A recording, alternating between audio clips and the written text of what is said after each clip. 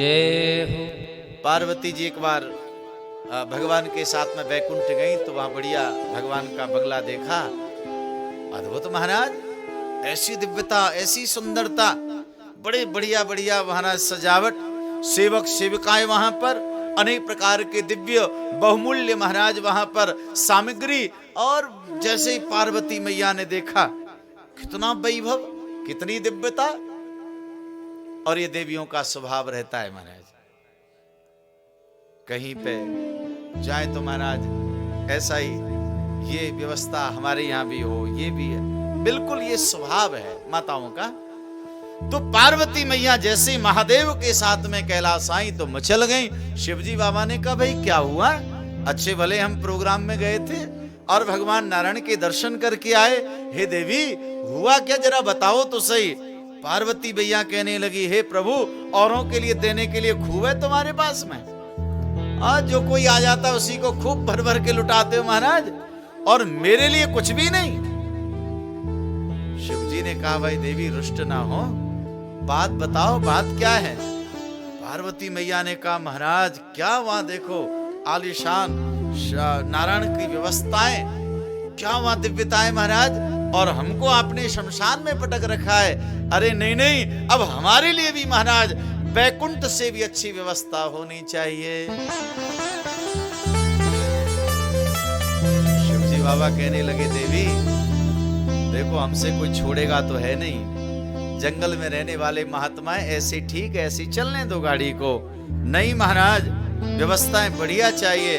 तो भगवान शिवजी ने, कथा आती है महाराज, अद्भुत दिव्य स्वर्णमयी लंका का निर्माण किया। भगवान महादेव ने लंका बनाई और दिखाया, पार्वती जरा इसका अवलोकन करो।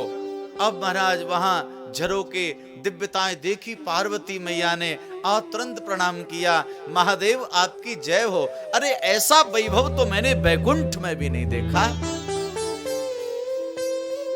तो शिवजी ने कहा, देवी अब प्रवेश करो, आनंद से रहो। लेकिन एक स्वभाव और देवियों का रहता है, भाई बाजार से कोई आभूषण लामे या कोई साड़ी लामे या अपने लिए कोई विशेष वस्तु लामे, जब तक वो 2-4-5 देवियों को ना दिखाते हैं, हम वो 2-4-5 ये ना कह दें कि वाह बहुत बढ़िया, लेकिन कहती नहीं है महाराज। ये देवियों को स्वभाव रहता है, वो सुनना तो ये चाहती है कि ये बोले कि तुमने तो कमाल कर दिया, तुम बहुत अच्छी साड़ी लेकर के आई, बहुत अच्छा आभूषण। कोई नहीं बोलेगा महाराज, लेकिन देवियों का स्वभाव रहता है कि महाराज मोहल्ले में, पड़ोस में, भाई सबको पता तो चले कि इतनी बहुमूल्य साड़ी लेकर के आई, इतना महाराज हार बनवाया, इतनी बहुमूल्य वस्तु बनवाई। तो पार्वती अम्मा ने देखा, हे महादेव आपने ऐसी दिव्य ये स्वर्णमयी लंका का निर्माण कर दिया, लेकिन महाराज किसी को पता तो चला ही नहीं। शिवजी ने कहा, देवी अब किसी को पता चले ये कोई जरूरी है क्या? भाई तुम्हारे मन में इच्छा थी वो पूर्ण हो गई। भाई तुम्हारे लिए एक बढ़िया सी व्यवस्था चाहिए तो हमने बनवा दी भगवान विश्वकर्मा को बुला के। अब आनंद से रहो और चुप ही रहो, नजर लग जाएगी। पार्वती मैया बोली, महाराज ऐसे नहीं, एक प्रोग्राम करो छोटा सा। बोले क्या? बोल गृह प्रवेश करो, और गृह प्रवेश में सबको बुलाओ, जितने देवताएं, देवांगनाएं, ऋषि मुनि महात्मा इस धरा पर या महाराज देवलोक में, ब्रह्मलोक में, सप्तऋषि मंडल इत्यादि सबको आमंत्रित करो। और महाराज केवल अकेले अकेले नहीं आवे, महाराज पूरे परिवार के साथ में आवे, सबको आमंत्रण दो।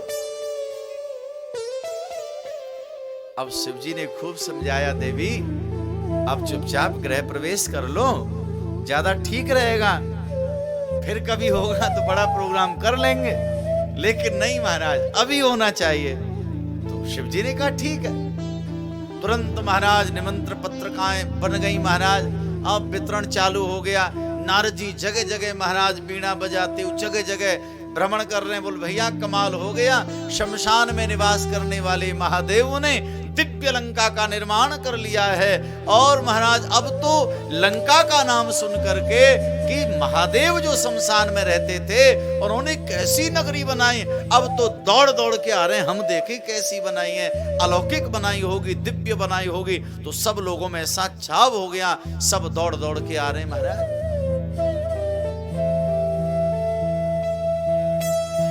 अब देवता तो आ रहे थे, देवियां भी आ रही थी।